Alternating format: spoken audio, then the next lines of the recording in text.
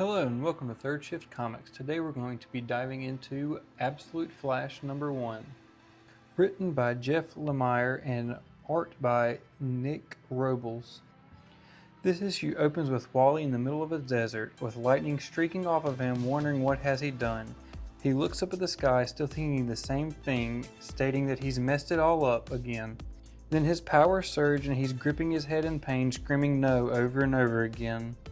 He starts to calm himself down and states that he's thinking way too fast, and then we are back 2 days ago, seemingly after a panic attack.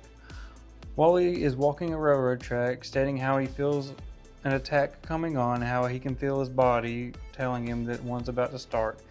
He states that his mom used to catch it early and calm him down before it would happen, but she's gone now.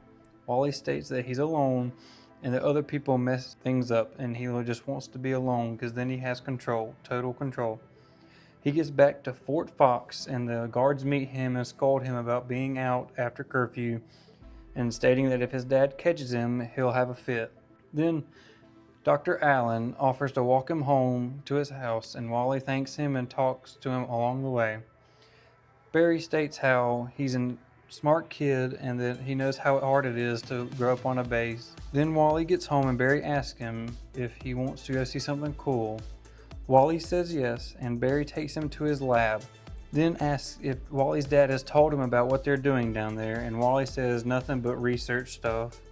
Barry opens the door to Project Olympus. They walk past a few apes in a spherical cage.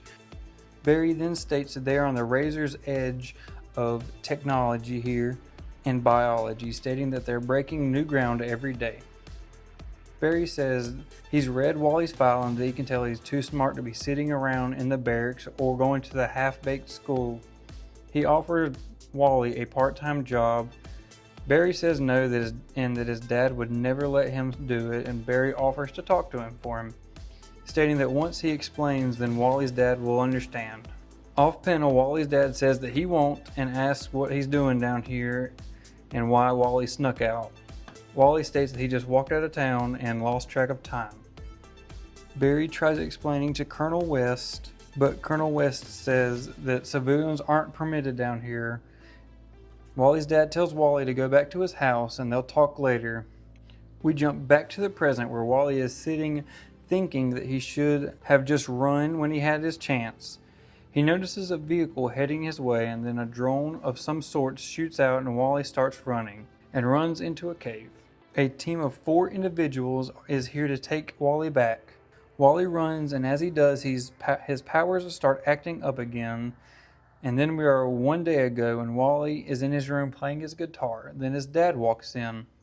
His dad states that he wanted to talk about last night, saying that what he saw was dangerous and that he needs to be here to work on it. Wally is obviously angry for being dragged across the country again because his dad needed to be here for his job. Wally is expected to sit in his room and be a good army kid, and then explains that at least Barry had shown interest in him and saw potential in him. Wally's dad forbids him from talking to Barry again. Wally states that if his mom were still here, they would have both left long ago. He runs out in the rain and is drawn back to Barry's lab for some reason. He gets to Barry's lab and finds Barry in the middle of an experiment. Barry yells at Wally to get out of there because he needs to run. In the present, Wally takes that advice and runs. 2 of the 4 individuals that are chasing him chase him through the cave, and the captain tells Harkness to flush him out. Harkness throws a boomerang, which honestly is more of a triangle-shaped drone.